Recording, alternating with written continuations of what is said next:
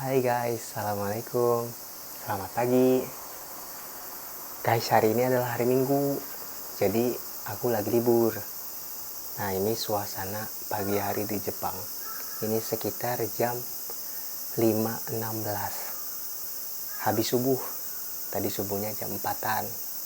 Ini sekitar mungkin ya mau setengah 6. Karena hari ini aku lagi libur, aku mau ngajak kalian kita jalan-jalan santai, menikmati suasana pagi di Jepang ya. Stay tune pokoknya di channel ini, jangan kemana-mana. Lihat, pemandangannya bagus banget. Ini aku ada di lantai 3 kan ya. Lihat tuh. Aku mau ngajak kalian kita jalan-jalan di sekitaran sini guys. Kita muter-muter pokoknya. Karena mumpung lagi libur ya. Ini hari Minggu. Jadi ayo kita berjalan-jalan santai.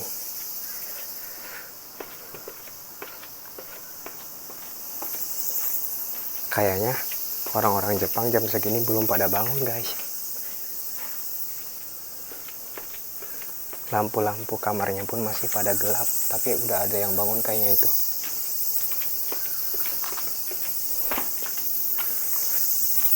Aku mau ngajak kalian jalan-jalan bukan pakai sepeda, tapi pakai jalan kaki aja.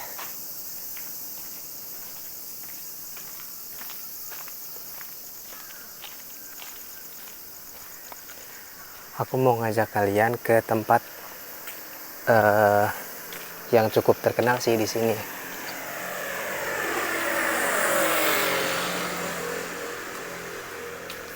Jadi di sana itu ada namanya Miyazaki Jingu.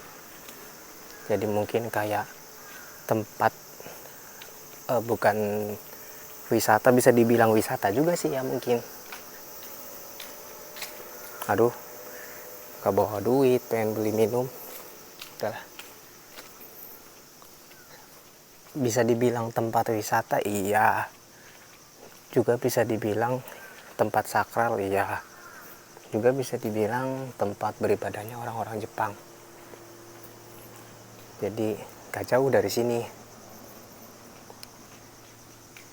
Dulu kalau nggak salah aku pernah bikin video juga di YouTube di tempat yang itu sambil ngasih makan burung-burung merpati.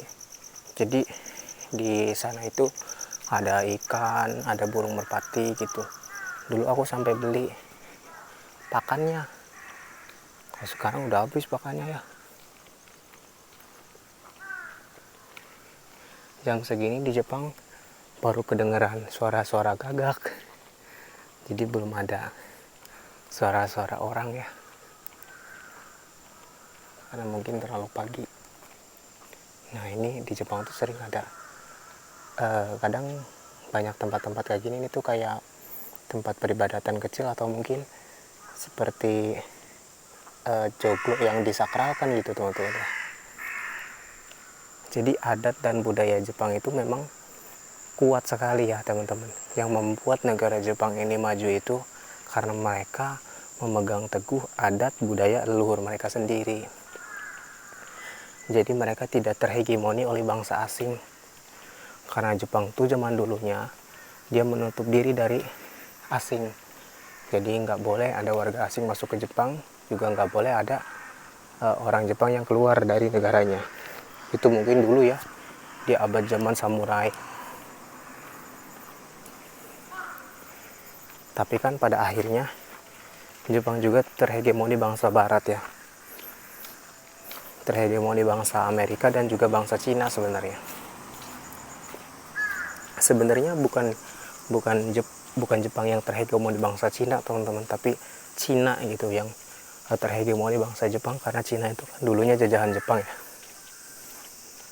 Tapi kalau Jepang terjajah oleh barat, oleh Amerika, itu hal yang benar gitu kan ya. Kalau kita lihat di negara Jepang ini, di kota-kotanya itu teman-teman ya, mungkin bukan di kota ini ya, tapi lebih ke pusat-pusat kota seperti di Tokyo, di Osaka, yang sudah banyak sekali orang asingnya, itu mungkin khas Jepangnya atau rasa Jepangnya itu mungkin nggak begitu terasa gitu kan ya, nggak 100%, mungkin ya bisa 50-50 gitu, karena orang asingnya juga sudah banyak dan juga budaya-budaya baratnya juga sudah cukup kuat ya masuk ke Jepang ini. Beda dengan di kampung-kampungnya kayak gini, kayak di tempatku ya, meskipun ini sebuah provinsi tapi provinsi yang masih kental Jepangnya itu. Nah, lampu-lampunya sudah mulai kelihatan teman-teman. Kita bakalan masuk ke sini. Kakek-kakek juga ada yang sudah mulai berolahraga. Biasanya tuh orang-orang Jepang jam segini udah mulai berolahraga, jam 6 tuh mereka ada yang berjalan kaki, ada yang bersepeda, ada yang lari. Makanya orang Jepang itu mereka sehat-sehat teman-teman, karena mereka itu rajin berolahraga, rajin beraktivitas ya. Nah, ini Miyazaki Jingu kayak gini.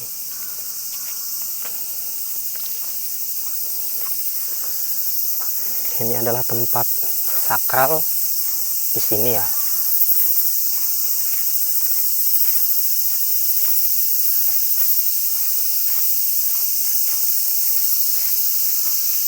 Bisa kedengeran suara alamnya yang sangat asri ya teman-teman. Tuh. Ini biasanya orang-orang Jepang itu teman-teman datang ke sini tuh ketika mereka mau beribadah, mereka datang ke sini. Nah, ini kita berada di depan gerbangnya ya. Seperti ini. Jadi kalau di sini itu teman-teman ya, orang-orang Jepang itu misalkan mereka lagi punya hajat atau mereka lagi mau ada lomba atau mau mendapatkan sebuah keberuntungan, mereka itu datang ke tempat ini teman-teman untuk berdoa. Kemudian juga kalau misalkan mereka lagi punya penyakit ya, lagi sakit atau lagi menghadapi ujian, masalah dan lain-lain, itu mereka bakalan sering datang ke tempat ini teman-teman. Di tempat-tempat seperti ini tuh mereka percaya bahwa adanya Tuhan, adanya Tuhannya mereka gitu. Dan yang menarik ya, fakta menariknya itu setiap bayi yang lahir di Jepang itu pasti dibawa ke tempat-tempat seperti ini teman-teman, dibawa ke jinja ya,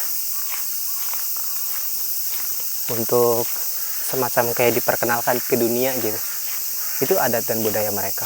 Karena aku tahu sendiri ya, waktu cucunya Maruyama Sang itu dia lahir dan dia harus membawanya kepada ke jinja ini. Nah, di jinja ini tuh kayak semacam ada musik. Mungkin kalau di Islam itu ada pak ustadznya ya, atau kalau di Kristen ada pendetanya gitu. Nah, sama di Jepang juga ada. Tapi kalau di Jepang itu namanya apa ya, aku juga kurang tahu. Nah, dulu aku ngasih makan merpati itu dulu di sini nih. Biasanya merpatinya itu ada di atas lampu-lampu itu tuh kalau siang hari. Suara alamnya kayak gini ya. Nah, ini tuh ada ikannya gede-gede tuh, kelihatan tuh ikannya kayak gitu. Ini kalau siang kelihatan banget karena ini masih pagi ya. Gozaimasu. Udah ada orang ternyata. Aku pikir aku sendirian di sini ya. Ini kalau pagi sama malam itu kelihatan indahnya ya, bagusnya, karena ya seperti ini teman-teman nih, lihat nih. Jadi aku benar-benar kayak kagum, salut sama Jepang itu. Mereka tuh tata ruangnya ya, itu benar-benar bagus gitu. Dan juga estetiknya itu keren loh gitu. Dari cara mereka membangun jalannya, membangun lampu-lampu seperti ini ya, kemudian drainasenya juga ada gitu.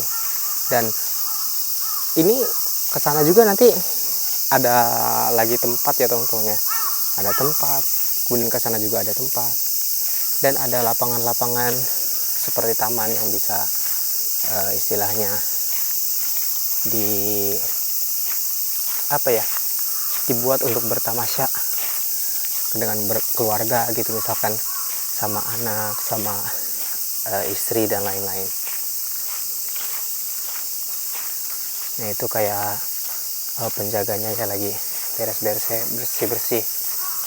Dan tempat ini tuh bisa kita kunjungi kapanpun teman-teman di Jepang tuh, tanpa ada pungutan apapun. Kerennya di Jepang ini ya, mungkin Indonesia bisa bercermin dari Jepang dan bisa belajar ya, bahwa tempat-tempat seperti ini tuh nggak harus ditarik gitu uangnya.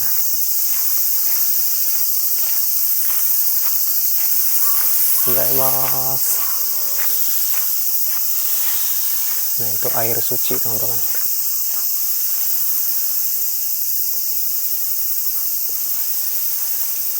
Gozaimasu. Oh ini airnya sangat benar-benar seger banget teman-teman. Ini kayak air pegunungan gitu. Ini airnya, tuh lihat bangunannya ya, arsitekturnya ini benar-benar keren banget teman-teman. Dibuat pakai bambu, lihat tuh. Jepang yang katanya negara maju ya kan, tapi lihat mereka nggak meninggalkan budaya-budayanya. Bahwa aku percaya bahwa negara-negara maju itu mereka nggak meninggalkan adat budayanya seperti apa. Bahkan negara maju seperti Jepang aja dia bangunannya pakai bambu ya kan. Dan saat Kang Deddy Mulyadi itu mengusung bahwa Jawa Barat itu bangunan-bangunan rumahnya bakalan pakai bambu, dan sekolah-sekolahnya kan mau pakai bambu nanti. Dan itu kan banyak yang komen kayak, wah ini Jawa Barat malah makin mundur katanya, malah bukannya malah maju malah makin ke zaman batu. Lihat teman-teman, nih meja di Jepang kayak gini, ini nggak tahu meja nggak tahu tempat duduk, lihat ya sama. Coba kita bisa belajar tuh, lihat, dan kita bisa melihat keikhlasan dari penjaganya. Pagi-pagi sudah membereskan. Ini dunia yang sangat luar biasa teman-teman di sini. Kedamaian di Jepang. Puncak dari keikhlasan orang-orang di sini aku melihat sangat keren, ketulusan. Ya, begini ya. Nah ini sepertinya gantungan-gantungan dari tulisan-tulisan keberuntungan teman-teman. Sebenarnya tulisan-tulisan ini tuh kalau misalkan hal yang tidak beruntung ini digantungkan di sini teman-teman. Jadi kertas ininya tuh bisa beli, kemudian nanti kayak ada ramalan gitu. Kayak kalau misalkan hasilnya itu hal baik, itu dibawa pulang. Kalau misalkan hal buruk itu harus digantungkan di sini. Kayak gitu. Ini bagus ya. Lampu-lampunya nih dari sini nih. Bener-bener lurus banget. Rapi gitu. Nah ini tuh kantin. Dan ini tempat kayak beli tadi. Beli oleh-oleh kan, beli yang lain-lainnya gitu. Nah kita masuk ke area jinjanya ya.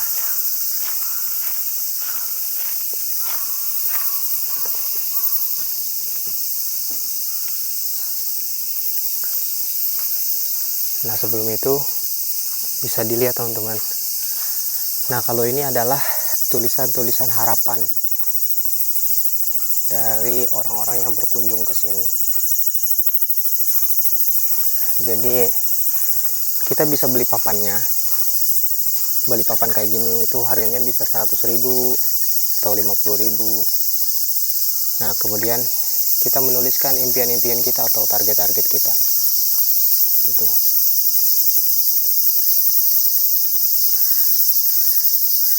Jadi banyak ya. Dulu aku pernah menulis juga di Ausima kalau nggak salah. Dan suatu hari kalau misalkan target aku sudah tercapai, aku bakalan balik ke sana lagi dan membaca itu. Niko ga takusang katanya. Dia pengen niko tuh kayak senyuman. banyak sekali teman-teman. Dan kalau dilihat dari segi ekonomi ya teman-teman, bagaimana tempat ini bisa bertahan juga ya, karena kan tentu butuh untuk perawatan tempat dan lain-lainnya. Ya ini mereka menjual seperti ini teman-teman. Jadi menjual papan-papan seperti ini dan kemudian dikasih spidolnya, ada ya pennya gitu, pulpennya untuk menulisnya, dan ini bisa dihargai 100.000, 120.000. Tuh, ini ada orang dari Amerika juga kesini, dia menuliskan seperti ini.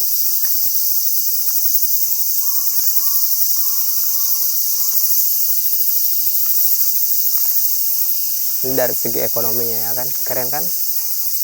Jadi orang yang berkunjung ke sini mau dari negara manapun bisa membeli dan kemudian bisa menggantungkan. Meskipun ya kayak aku kan Islam ya, Muslim gitu, dan ya menganggap ini bukan sebagai sebuah kepercayaan bahwa kalau aku menulis di sini terus jadi tercapai, tidak. Tapi kayak aku hidup di dunia itu kan, aku pernah datang ke sini ya. Kita kan pengen meninggalkan jejak di sini gitu kan. Yang suatu hari mungkin kita bisa datang ke sini lagi dengan anak istri kita dan melihat tulisan-tulisan kita di sini. Kayak gitu teman-teman. Bukan kayak hal untuk diyakini, dipercayai bahwa dengan menulis seperti ini terus tiba-tiba kita jadi tercapai, tidak. Kalau mungkin bagi orang Jepang iya ya, tapi kalau bagi aku sendiri sih enggak. Banyak sekali teman-teman nih. Kalau dihitung dari satunya 100.000, ini udah berapa tuh, 2, 3, 4, 5, 6, 7, 700.000 satu ini. Nah ini ekosistem ekonominya tuh keren aja. Nah ini kita datang di sini. Assalamualaikum. Kita bisa melihat secara langsung dan mempelajari ya budaya dari orang Jepang. Lihat, bersih teman-teman, tempatnya juga bersih. Di sini tidak ada pedagang ya teman-teman, nggak ada pedagang sama sekali, nggak ada pedagang. Jadi benar-benar dikelola oleh ya pemerintahan setempat mungkin ya. Kenapa bisa bersih ya, karena nggak ada pedagang. Karena kalau ada pedagang bisa beli di situ, orang bisa buang sampahnya tuh ya gampang gitu kan, kayak di mana aja. Apalagi kalau di negara kita kan kayak gimana. Nah seperti ini. Nah biasanya orang Jepang itu mereka berdoa sambil melemparkan koin ya, koin 5 yen. 5 yen itu di Jepang tuh kayak mungkin koin untuk berdoa ya. Kalau lebih seperti ini. Nah jadi orang-orang Jepang tuh bisa datang ketika mereka pagi-pagi kayak gini teman-teman. Datang ke sini untuk berdoa, bukan cuma untuk berdoa tapi kayak untuk berterima kasih, bersyukur katanya masih hidup di hari ini. Jadi mereka kadang datang ke sini. Kemudian nanti kadang juga sore hari itu ada yang mereka datangnya sore hari ke tempat-tempat seperti ini. Ini semua kalian bisa lihat ya, dibangun dari kayu teman-teman, dari bambu. Zaimasu. Ini dibangun pakai kayu teman-teman. Ini kayu apa nggak tahu, kuat banget. Ini juga ya kayu.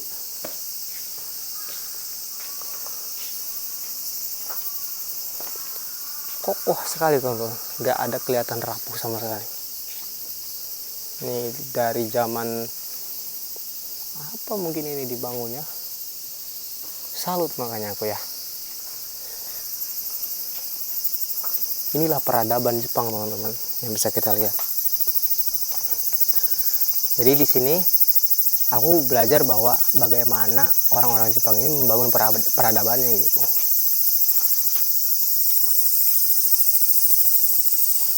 Ekosistem alamnya lihat ya, hutan-hutannya juga masih asri teman-teman, pohon-pohonnya ya, ini Jepang loh. Salut kan.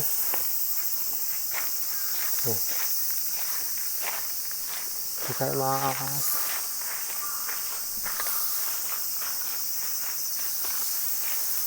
Jadi aku pikir, makanya aku menghubungkan ya dengan apa yang selalu dibicarakan sama KDM, Kang Deddy Mulyadi, tentang bagaimana caranya agar Indonesia bisa maju, kemudian Jawa Barat itu bisa istimewa ya, yaitu dengan mengembalikan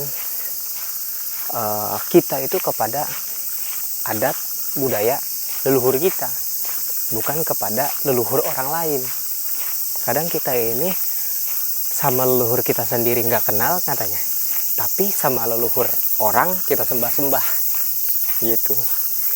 Jadi kalau sama bangsa kita sendiri, leluhur kita, nenek moyang kita nggak kenal. Kita menganggap bahwa leluhur kita itu mistik, leluhur kita itu sesat, leluhur kita itu dan lain sebagainya. Padahal leluhur kita lah yang membangun peradaban di Indonesia, benar nggak? Yang membangun peradaban di tanah kita. Contoh, aku dari tanah Sunda, ya kita harus percaya bahwa tanah Sunda itu dibangun oleh Prabu Siliwangi ya, di zaman kerajaan Pajajaran, Pakuan II Pajajaran. Dan mungkin teman-teman di Palembang juga yang percaya dengan Sriwijaya gitu. Teman-teman di tempat-tempat lain juga ya, itu kan dibangun oleh leluhur kita gitu kan. Kalau misalkan kita tadi memegang erat terus adat dan budaya di mana tempat kita lahir, Indonesia aku pikir juga bisa maju kan, dan bisa semakin keren. Tapi karena ya kita ini terhegemoni gitu kan oleh bangsa-bangsa lain, alhasil ya kita jadi ya terurai, pecah belah lah istilahnya. Makanya brandingannya tuh nggak terlalu kuat ya. Kalau Jepang ini mereka brandingnya kuat. Kenapa orang tuh berbondong-bondong pengen datang ke Jepang ya, karena emang Jepang tuh nggak ada di mana-mana gitu, nggak ada duanya.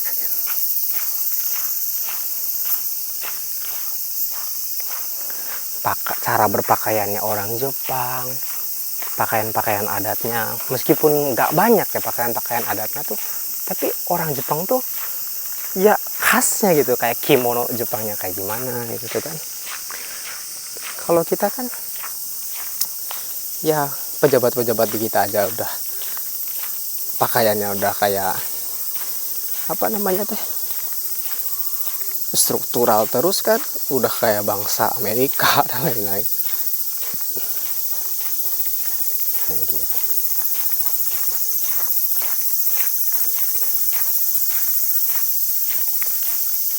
Dan juga ya teman-teman, nama-nama orang Jepang itu kan bener-bener gak ada di mana-mana, cuman maksudnya tuh hanya orang Jepang gitu. Jadi orang Jepang mau tinggal dimanapun kelihatan nama Jepangnya. Contoh kayak pemain bola ya, pemain bola Jepang, asal Jepang, dia mau main bola di negara manapun kelihatan dia orang Jepang gitu, karena namanya nama orang Jepang gitu, asli gitu Jepangnya tuh. Karena mereka pakai marga kan, kayak misalkan Tanaka, terus Kawano, misalkan Yamashita, Kawaguchi gitu, terus Maruyama gitu kan, terus Saito, itu kan jadi marga-marga, jadi emang ya itu gitu kan nama-nama Jepangnya gitu. Kalau di kita kan ya banyaknya kan udah kayak ke Arab-Araban. Aku aja kan nama-nama Arab kan, bukan nama-nama orang Indonesia. Abdul Rojak gitu kan, itu kan nama Arab lah gitu, nama yang diambil dari Al-Quran gitu kan. Ya bagus sih sebenarnya, tapi kalau misalkan nama aku misalkan Aceng gitu kan ya, itu kan keren ya. Atau yang lebih ke Indonesia gitu kan. Bukan aku nggak bersyukur dengan nama aku, ya aku sangat bersyukur bapak aku ngasih nama Abdul Razak gitu kan. Tapi yang dimaksud aku di sini di video ini, maksudnya yang kerennya Jepang itu ya mereka khas Jepangnya itu yang nggak hilang gitu teman, yang membuat mereka kuat gitu. Ini kita obrolan ini aja pagi sambil menikmati suasana. Ini udah mulai cerah ya, udah cerah lagi.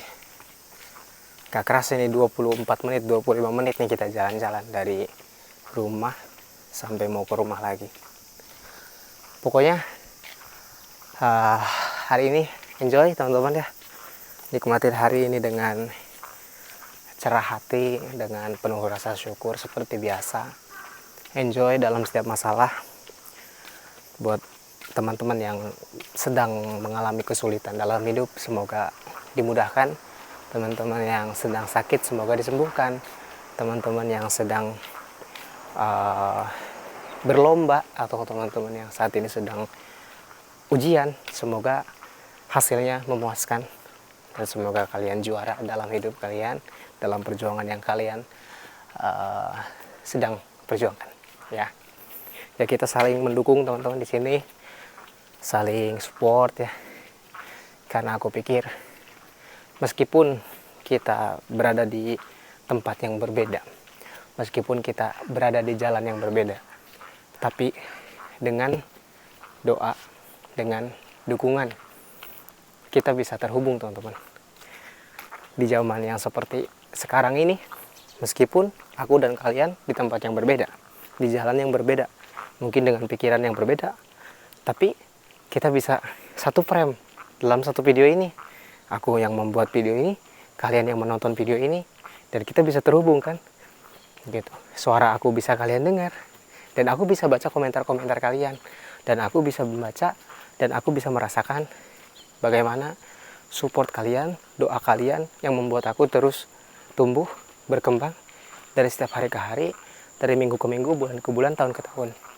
Gak kerasa 3 tahun ini aku buat video di YouTube ini bersama kalian semua, teman-teman YouTube, teman-teman subscriber ya.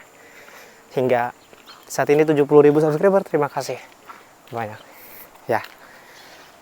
Intinya aku cuma mau ngucapin terima kasih udah ngikutin perjalanan aku sampai sekarang. Kita pokoknya gas-gas terus teman-teman ya, sampai kita punya anak cucu nanti seperti pada biasanya. Oke, sampai jumpa di next video. Assalamualaikum warahmatullahi wabarakatuh.